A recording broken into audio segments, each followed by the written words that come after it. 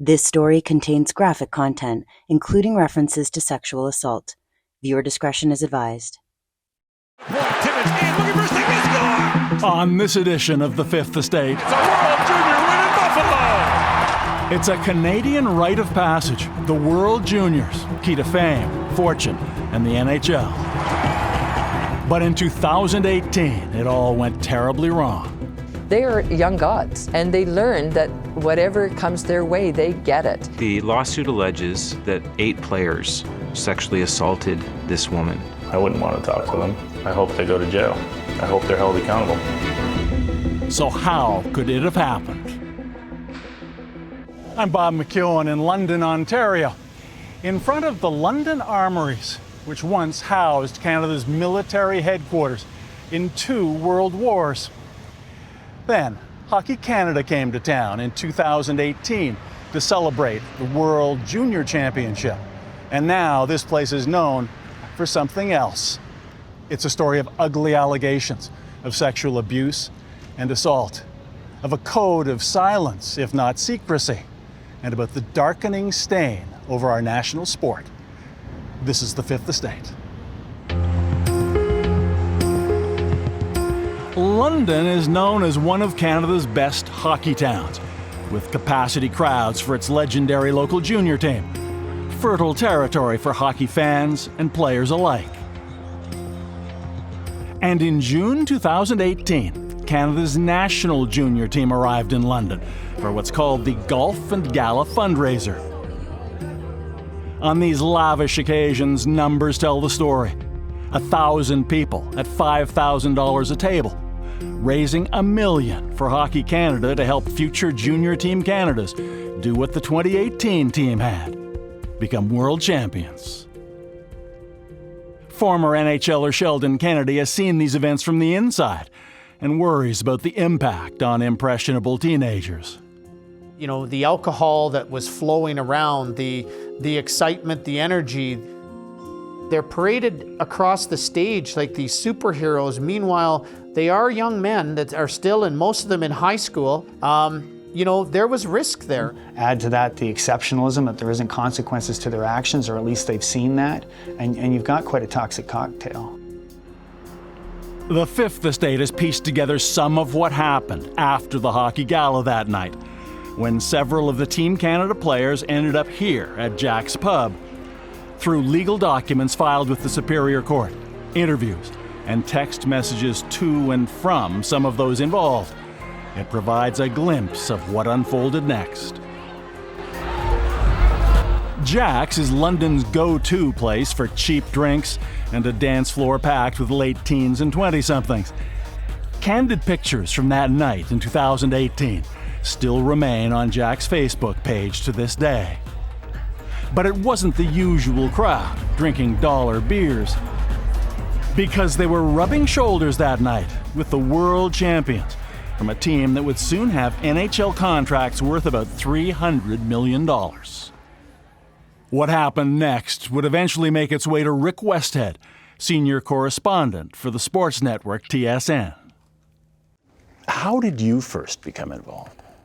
I was working in Serbia this spring on a story leading up to the World Cup this fall, and somebody communicated with me that I needed to look into a lawsuit that had been filed in London that had escaped any attention.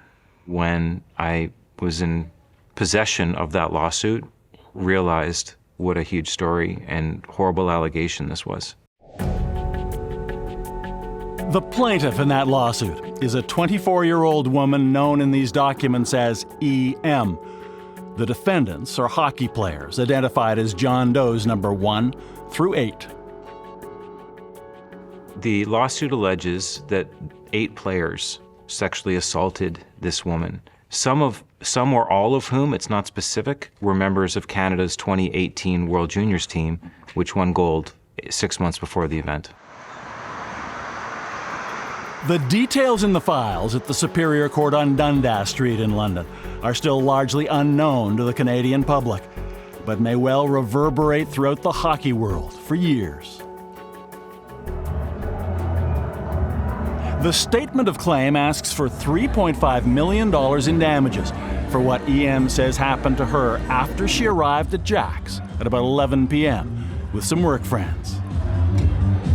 Soon, she says, she was introduced to John Doe number 1. The following is taken from the lawsuit. She alleges that John Doe number 1 and his teammates bought her a number of alcoholic beverages and shots. The plaintiff became separated from her friends and increasingly intoxicated throughout the night, with glassy eyes, slurred speech, stumbling, and loss of balance. The plaintiff attended at John Doe number 1's hotel room, arriving in the early morning of June 19th, where they engaged in sexual acts. Following this, John Doe number 1 invited the remainder of the John Doe defendants into the room without the knowledge or consent of the plaintiff. Over the next several hours, she says the John Doe defendants engaged in some or all of the following acts: directing the plaintiff to fondle her genitals, straddling the plaintiff while placing their genitals on her face, spitting on the plaintiff, ejaculating in and on the plaintiff, engaging in vaginal intercourse with the plaintiff, and other sexual activities.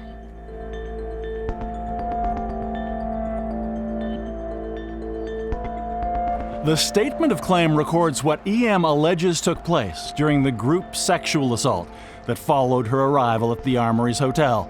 She describes the events as premeditated, violent, and degrading. She's a strong and smart young lady. There's a lot of trauma-induced response that happens when you're coming out of something like that. A lot of my clients in this area of law are in their 40s or 50s or 60s.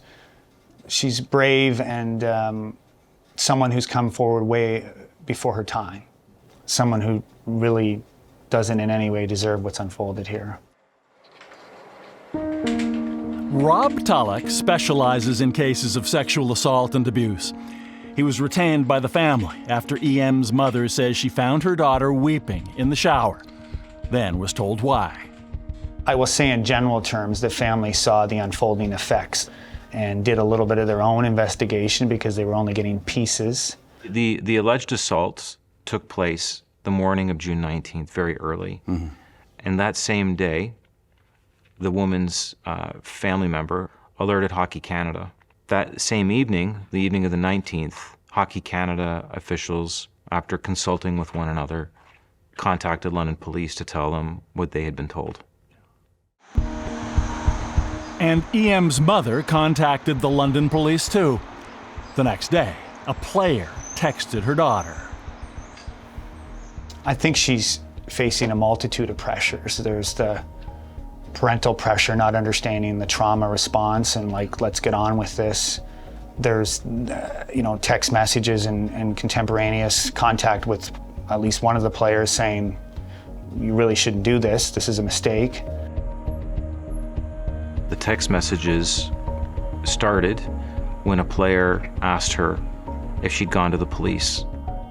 And then over the course of at least a day, there's a back and forth where the player is encouraging this woman to go to the police and say, this was consensual, I don't want to go any further with this. The Fifth Estate has obtained a copy of that exchange of texts. Did you go to the police after Sunday? The player wrote. I talked to my mom about it and she called, I think, but I told her not to. I don't want anything bad to come of it, so I told her to stop, the woman wrote. You said you were having fun, the player wrote. I was really drunk, didn't feel good about it at all after. But I'm not trying to get anyone in trouble. I know I was in the wrong too, the woman wrote. I was okay with going home with you. It was everyone else afterwards that I wasn't expecting. I just felt like I was being made fun of and taken advantage of, the woman wrote. I understand that you're embarrassed about what happened, but you need to talk to your mother right now and straighten things out with the police before this goes too far. This is a serious matter that she is misrepresenting and could have significant implications for a lot of people, including you, the player wrote. At one time he says, tell your mother. basically to shut up, to get out of this, because it could have consequences for a lot of people, including you. Yeah, I think, you know, there's no overt threat in those text messages, but I really took issue with the comment that this could have a lot of consequences for a lot of people, and then it ends with including you. The player texts her over several hours until she says she's going to withdraw the complaint. I appreciate that you're going to put an end to this. I know this must not be easy for you to have to call the police and say this was a mistake. Have you thought about what you were going to say to them? The player wrote. Then, later, hey, just wondering what's happening. Told them I'm not going to pursue it any farther and that it was a mistake. You should be good now, so hopefully nothing more comes of it. Sorry again for the misunderstanding, the woman wrote. I appreciate you telling the truth. Thank you, all the best, the player wrote. But in fact, by the end of that week, EM made an official complaint to the London police. By that Friday, she's being interviewed by a detective. She's off to hospital to do a rape kit. She, days later, provides her clothes she wore that evening into evidence.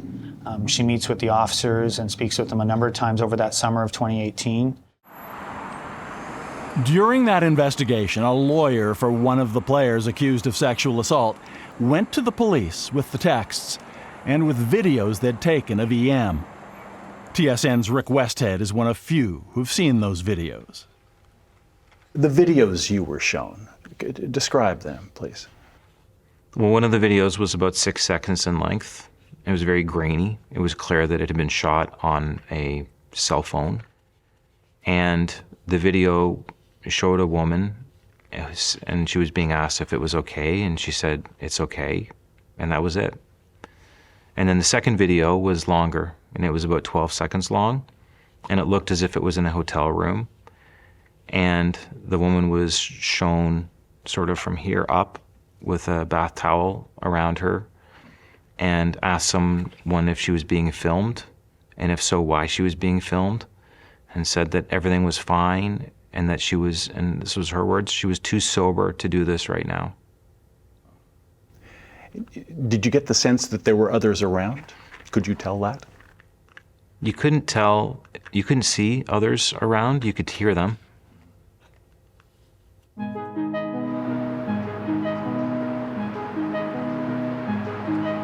Rob Tolick insists EM did not remember the videos.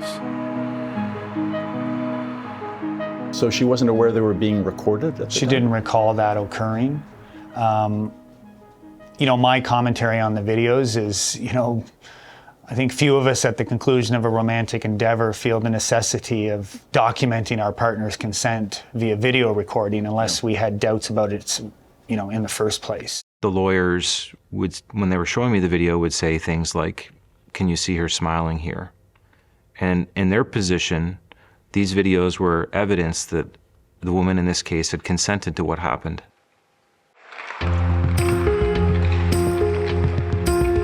Now, Tolick says she is facing a full-on fight with a major Canadian institution, Hockey Canada. This is David and Goliath at its most simple. And according to Tolick, the deck's been stacked in Goliath's favor. There's going to be some strong considerations when you're dealing with celebrity, when you're dealing with the power and money that circulates in those circles.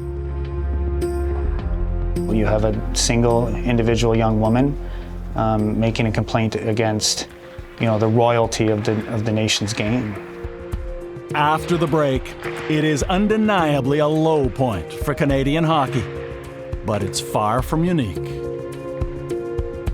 Hockey Canada and the CHL have known for decades that there is alleged gang sexual assault in hockey towns right across this country.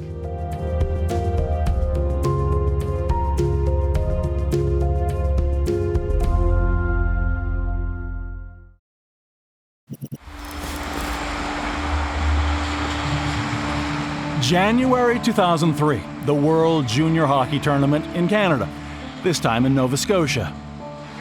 And they won't do it. For the second The Canadians would win the silver medal, a decade and a half before the gold of 2018.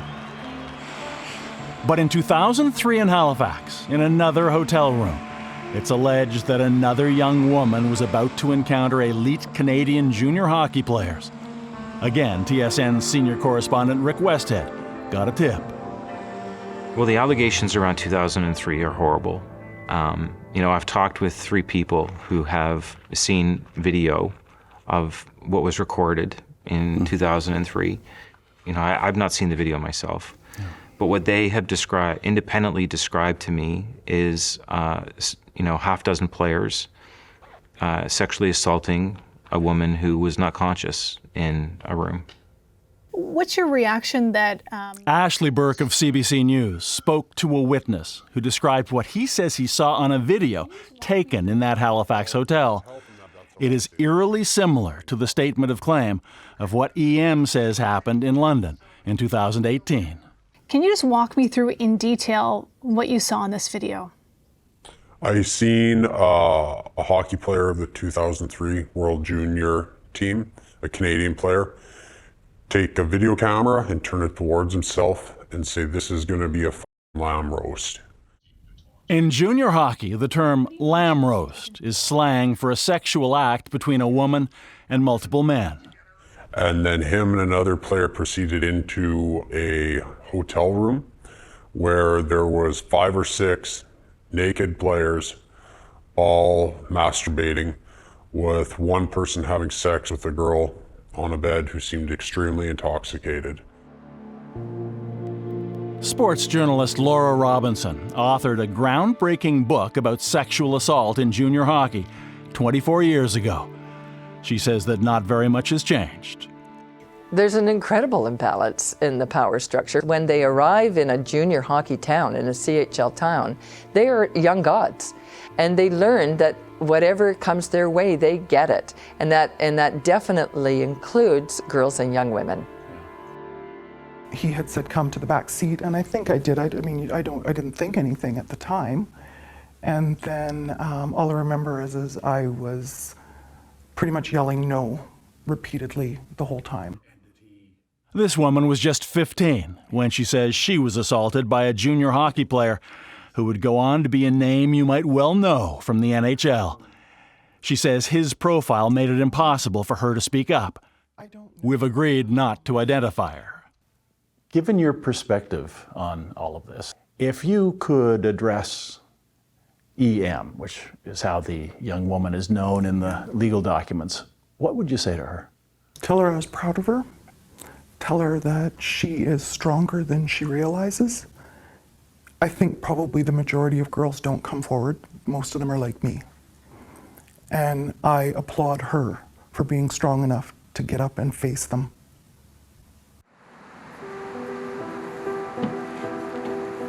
Cheryl McDonald has been around hockey her whole life. She says she too was assaulted, beginning when she was a 12-year-old goalie, involved with an 18-year-old junior star. What happened went on for years. We participated emotionally and physically in a relationship as we generally understand it, but it was so normal to me, and I went several years thinking it was normal. It wasn't until I entered therapy that I realized, first, that's illegal, and second, that's not normal. She's now Dr. Cheryl McDonald, fighting back by studying the culture of hockey as a professor at St. Mary's University in Halifax. She says hockey players are still taught to normalize violent sexual behavior. I can recall dating a hockey player who I loved very much and who I respected very much. And as he neared the age of junior hockey, I noticed what I thought were changes in his attitude, behavior, and personality. I saw a side of him that I hadn't recognized before in terms of the normalization of violence or the normalization of hazing practices that were very degrading. And he told me that I didn't understand and that he had to do those things in order to succeed, in order to fit in, because that's what hockey players do. So it's the entire hockey culture. You know, as soon as you get into bantam, as soon as boys get into puberty, it seems that the initiations start, and then it goes, you know, downhill from there, basically. Poked away by Carcillo. In his decade-long career, Daniel Carcillo won 2 Stanley Cups with the Chicago Blackhawks, and a nickname, Car Bomb, for the sudden violence he displayed on the ice. Here they go again. Remain Carcillo. Now he's the lead plaintiff in a proposed class action lawsuit against the Canadian Hockey League, an affiliate of Hockey Canada, for the physical and sexual abuse he says was forced on him and other Canadian junior players for decades. Every day before practice, we were one by one. There were 12 veterans, and they'd go stall to stall of each rookie. We'd have to pull our pants down, and each one of them would take a lick on us, basically hit us. We were forced to, sit basically butt to butt in the shower, and while they were showering, they would pee on us. They would spit chew on us. There were coolers after games they would pee in them, and we'd have to bob for apples and pizza crust. So, I could go on, but there were some pretty degrading things done. According to Carcillo, it all fosters a kind of toxic masculinity that encourages events like those alleged to have taken place in 2018 in London and in Halifax in 2003. What I've always said, and what I still stay steadfast to, is one of the reasons that the culture will probably take decades to clean up is because you have these coaches and you have these players who are traumatized, who allow or look the other way because they've never been rehabilitated. They've never been outside of hockey. And so you have these abused, traumatized adults now passing on that abuse. And it's a common thing. It's a very common thing. It's a story the Fifth Estate has covered literally for decades.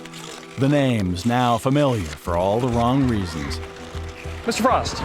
I'm Bob McKeown from the CBC.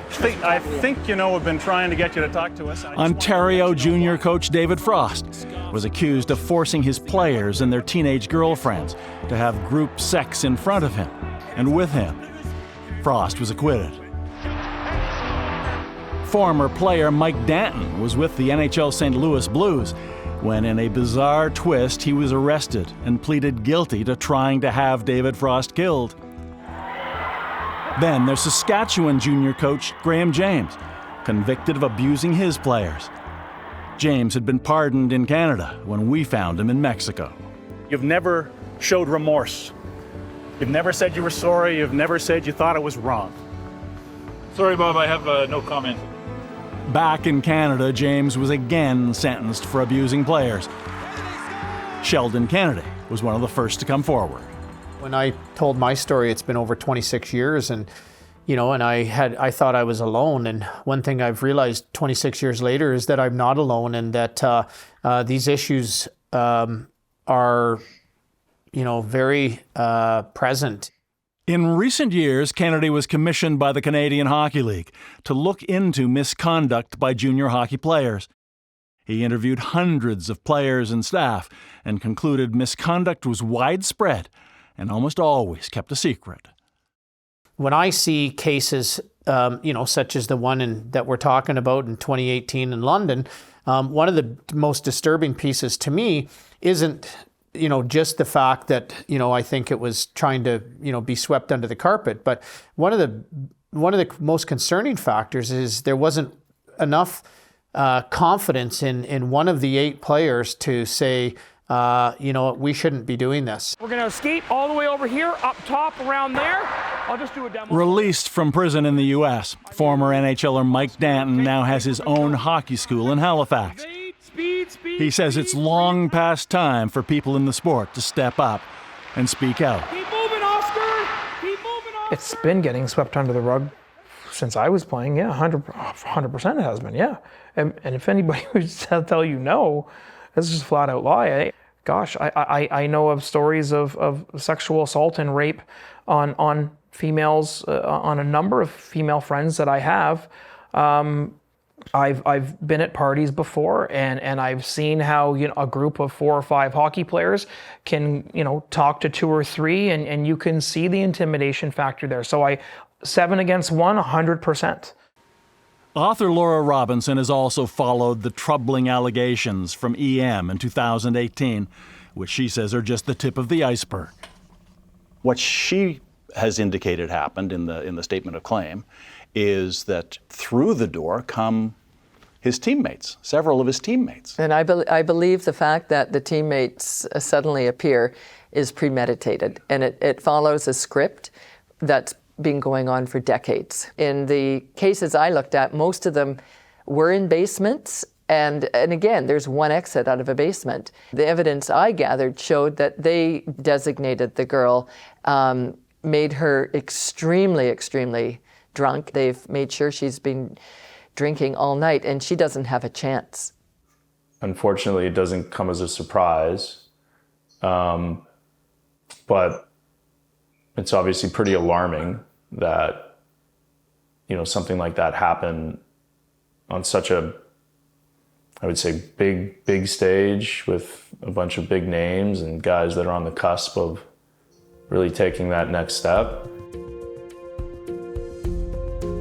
So what would Daniel Carcillo say to the 2018 World Junior Champions if they are responsible for sexual assault?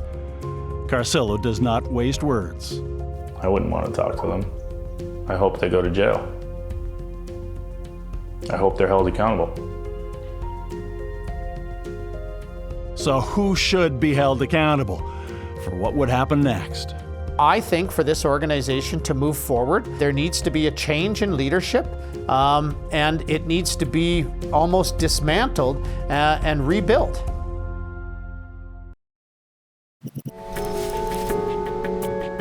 The details of how Hockey Canada handled the allegations of sexual assault in London, Ontario, would shock the nation. I think right now it's hard for anyone in Canada to have faith or trust in anyone at Hockey Canada. What we're learning today is absolutely unacceptable. Pending your resignation this morning? At the hearings of the Parliamentary Heritage Committee in Ottawa, members of Parliament forced the Hockey Canada brass to answer for their actions, or the lack thereof. Mr. Smith, I'm just going to interrupt though. I'm just wondering, if we're trying to change the culture, why are we not continuing to look at these perpetrators? We have lost confidence in Hockey Canada. Hockey Canada, the whole country is watching. TSN reporter Rick Westhead's story about the allegations of what happened in London set off a firestorm of reaction from everyone, it seemed, except Hockey Canada. Within TSN, the response that I got was, this is important to report, and this is going to be uncomfortable, but we need to do our jobs. We need to be fair and balanced and give Hockey Canada the opportunity to respond to this, and we need to report it. And from the hockey community? Deafening silence. As much as Hockey Canada might have wanted to stay in the shadows, this story had other plans. I stick with facts, right? I don't try to offer judgments on organizations or people, and stick to facts. And so the facts are that during the parliamentary hearings, we learned some things that are very troubling about Hockey Canada. Back in 2018, on the morning the young woman known as EM told her mother what happened in that London hotel room, the World Junior Hockey Champions were at a charity golf tournament. EM's family contacted Hockey Canada that day. Their Vice President of Risk Management, Glenn McCurdy, got the word out on the course. My first suggestion to them was that we offer whatever assistance we possibly could, including counseling, referral to a sexual assault center, and filing a police report. Initially, Hockey Canada laid out a narrative indicating that EM refused to cooperate with the London police. The police department wouldn't tell us how many of the players actually participated in the investigation or what that entailed. All we know is that it was closed in February 2019 with no charges laid. By that time, Hockey Canada had its own investigation underway, though fewer than half the World Junior players took part. When Hockey Canada's top leaders came to a parliamentary hearing that was convened to explore and scrutinize that organization's response to sexual assault claims, first, the suggestion was that between 4 and 6 players cooperated with that investigation, and then later a colleague said no, it was much higher than that, more than a dozen. And then we found out even later that the accurate number was 10. 10 players had cooperated with that investigation. And maybe we shouldn't be surprised that more players didn't cooperate, because why would they if it was voluntary, right? Hockey Canada didn't make it mandatory, didn't say to players at the time, if you do not participate in this investigation, you no longer will have anything to do with our organization. You'll never put on a Canada jersey again if you don't cooperate with this. Well, either they are intentionally misleading, or they really didn't perhaps take the investigation that seriously. It is hard to imagine why you wouldn't make that mandatory for the team. Everyone needs to be accounted for. Our investigation took place over a 26-month period. And so on the advice of our third-party investigator, we were not able to impose sanctions. They advised us that that would lack due process for them. Hockey Canada maintains it does not know exactly which players were in the room on the night of the alleged assault, and the lawyers for 7 of the John Does want to keep it that way. TSN reported the lawyers wrote to Hockey Canada, in the current environment, where the false allegations in the EM claim are being taken as true, this would cause incalculable and irreparable damage to our clients' reputations and careers. Timmins in, looking for a second, score! The majority of the 2018 World Championship players have publicly denied any involvement. Lawyers for 7 of the John Does say that what happened in the hotel room was consensual and there was no wrongdoing. 20 of the 22 players on that 2018 team are now signed to National Hockey League contracts. And it seems that this situation might have been even worse in the sense that these guys had won the World Championship. They were about to be drafted and become millionaires. So, we're not going to tell them what to do. I think that, the fact that they were on the verge of fame and wealth is a big factor here on a number of levels. I think it influenced police. I think it probably influenced every organization and individual that was looking at it. There's lots of money and power here that can come back and bite you if you aren't careful. Mr. Smith, how many Among the facts revealed, that Hockey Canada has compensated those who've claimed they were sexually assaulted, both from insurance policies and what's called the National Equity Fund. From 89 to 21, 9 cases were settled from the Equity Fund. And from 96, because it only came into existence in 96 to 2022, 12 cases from insurance. And that fund is generated by kids' registration fees, correct? Among other things. In all, Hockey Canada has paid out nearly $9 million since 1989 in settlements to 21 individuals alleging sexual misconduct by players, coaches, and others. And $7.6 million came from that National Equity Fund. Registration fees paid by hockey players across the country. Pee-wees from Prince Edward Island. Bantams from BC. Spent to pay off sexual misconduct. In all my cases, I always believe that the individual perpetrator should contribute to settlement. When you have a situation where a number of the accused are now multi-million-dollar NHL hockey players, I would hope that they either contributed or they will contribute down the road. Also compensated was the young woman in London, EM, though the players did not agree with Hockey Canada's decision to settle with her. But EM did end her lawsuit and signed a non-disclosure agreement, though that was terminated when the story became public. On the first day that there was testimony about this, Hockey Canada defended itself and said this in no way was a cover-up. But if I don't get a phone call in May when I'm on a story assignment in Serbia, does anyone ever have any idea that this even happened? Hockey Canada and the CHL have known for decades that there is alleged gang sexual assault in hockey towns right across this country. Recent research by the Fifth Estate has shown that whether they knew it or not, there was much about sexual assault linked to Canadian junior hockey they should have known about. We have identified 13 other cases of alleged group sexual assaults by junior hockey players in Canada, reported in the press and investigated by the police since 1989. In all, at least 43 Canadian junior players were involved. 10 of the cases resulted in criminal charges, with one guilty plea. On Parliament Hill, they called for the head of Hockey Canada, President and CEO Scott Smith, to resign. If we're trying to change the culture of it, why after the payout did we just cease everything? Not until it came public. Why did we not do anything? I strongly believe there needs to be new leadership within Hockey Canada. Will you do that? Will you step down for new leadership to take over?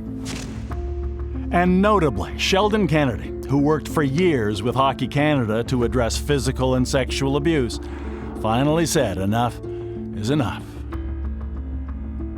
To me, for that organization to move forward, I don't believe they have the trust of Canadians right now, and hence the reason why, I put out the tweet that I did and the statement that I did. I mean, I think for this organization to move forward, there needs to be a change in leadership, and it needs to be almost dismantled and rebuilt.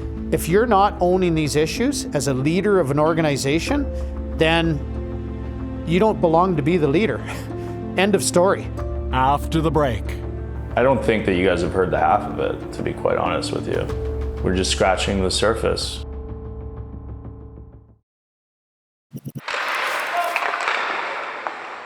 For Hockey Canada, job one is to defend the Team Canada logo and safeguard the Canadian brand of hockey, our nation's family business.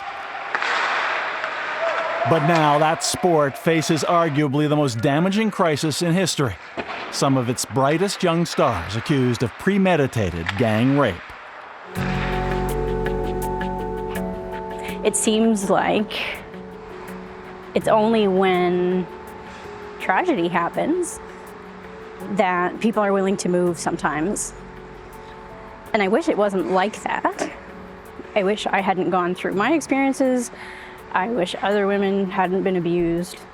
It's very cult-like, hockey culture. It's, you are a soldier. You're not at war, per se, but it is a cult, absolutely. And, to change something like that, there has to be some drastic steps taken. I'm sure everybody in that situation, including the alleged victim and the players and everybody involved, I mean, I am certain that there is a significant amount of worry and stress and anxiety on all of them. And what I have found, the best resolution to these issues in my world and my work and my own healing and my own, demons that I've had to face is truth. And to me, that's the only way we're going to get through this is truth. So what does Hockey Canada have to say about all that? Canadians have been clear. They expect those representing our national sport to do better. In 2018, we should have done more and could have done things quicker. And so I apologize for that. We've reopened the investigation. But Scott Smith has vowed to remain as Hockey Canada's president and CEO. I believe that I am the right person to lead Hockey Canada to a new place. And the board of directors has endorsed that. I think people need to be removed. I can't understand how a board of directors stand by people that have put this sport into this light. I don't think that you guys have heard the half of it, to be quite honest with you. We're just scratching the surface, you know. Scott Smith, President and CEO of Hockey Canada. When the Canadian women won the 2022 World Championship, the embattled president handed out the gold medals. Hockey Canada followed with a survey asking what Canadians think of the sexual assault scandal. Questions like, is media criticism overblown? And is this something that's unlikely to happen again? The Canadian women issued a statement of their own calling for a new Hockey Canada. If I follow you, gonna laugh? You're not gonna laugh, but you're gonna laugh, aren't you? Okay, so we're gonna come up here like this, tight turn. Whatever the old Hockey Canada does now, at his hockey school in Halifax, Mike Danton is trying to make his own change, from the ice up. It is a fantastic sport. It's a beautiful sport. And I speak of this a lot with the kids that I teach.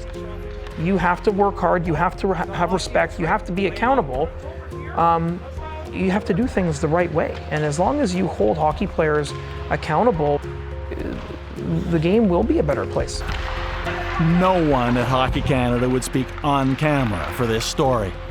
In a statement to us, the organization said it was not influenced by the players' celebrity or their NHL contracts, and that from now on it will be mandatory for all players to participate in future investigations.